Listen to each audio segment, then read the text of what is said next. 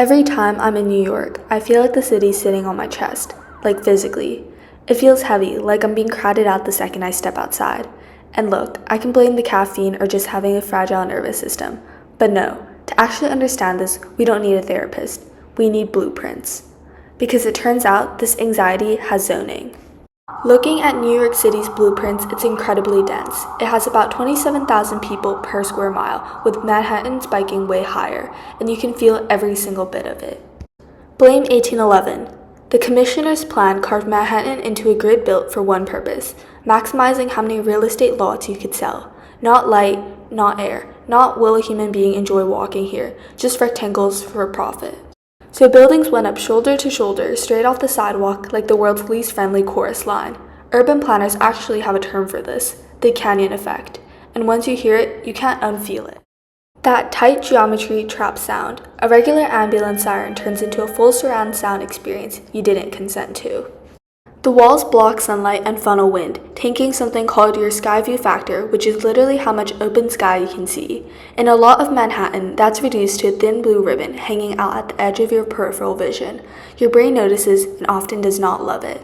And down on the ground, the sidewalk is basically a battlefield. New York never built a real back alley system, so the sidewalk has to double as the city's trash room, loading dock, and obstacle course. Scaffolding, garage bags, subway grates, vendor carts, all fighting you for the same 18 inches of pavement. And the green spaces? Central Park, Prospect Park. Spectacular, but they're concentrated. The second you step outside the border, you're back in the concrete. New York is basically one big, loud, glorious, slightly overstimulating theater, and you're not allowed to leave the stage.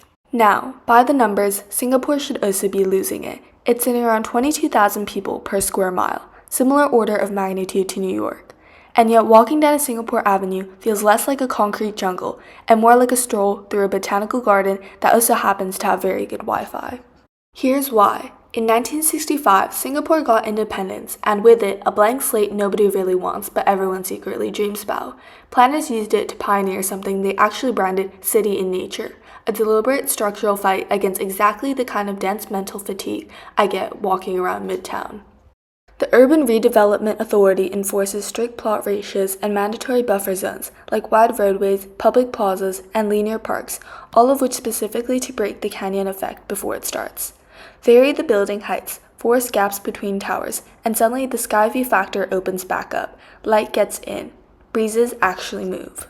Many residential towers here are HDB blocks, spaced deliberately apart, often standing on what's called a void deck, the entire ground floor left open and empty on purpose. You don't step out of your lobby into a wall of noise. You step into an open-air plaza, a fitness corner, a quiet green path. It's the architectural equivalent of a deep breath, built into the building.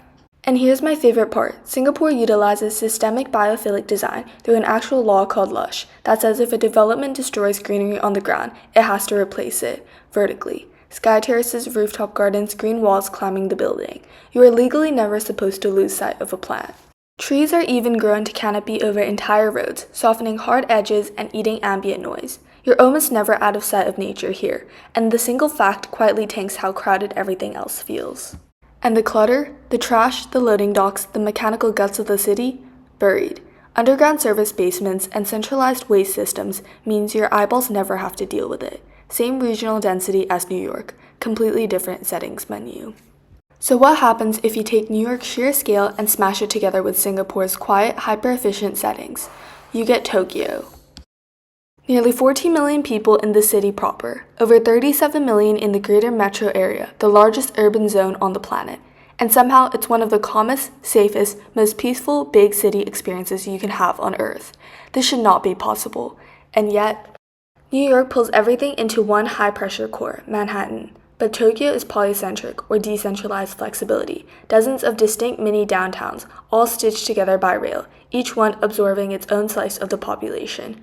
The crowd gets diluted before it ever has the chance to crush you. And Tokyo runs on what's basically a high-density, low-rise model. Walk 50 meters off a buzzing commercial streets, and the skyscrapers just vanish. You're suddenly in a quiet world of 2- and 3-story homes on narrow lanes, with zero of that towering, trapping wall feeling. Japan's zoning is also just mixed, almost everywhere. Housing in commercial zones, a bakery or grocery store quietly existing in the middle of a residential block. Nobody panics about it. It just works. And here's the cherry on top. Tokyo has invisible car infrastructure.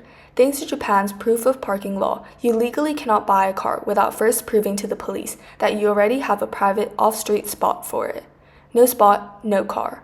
The result? Streets aren't lined wall-to-wall with parked metal. The space just stays open. So here's the twist. We've been raised to believe that millions of people packed together automatically means chest-tightening claustrophobic chaos, like density itself is the villain of the story. But New York, Singapore, and Tokyo proved that it's not true.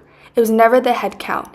It's whether anyone actually planned for the gaps. The sky, the sidewalks, the green, the quiet streets 50 meters off the main drag. Unplanned density panics you. Planned density just designs you a better nervous system.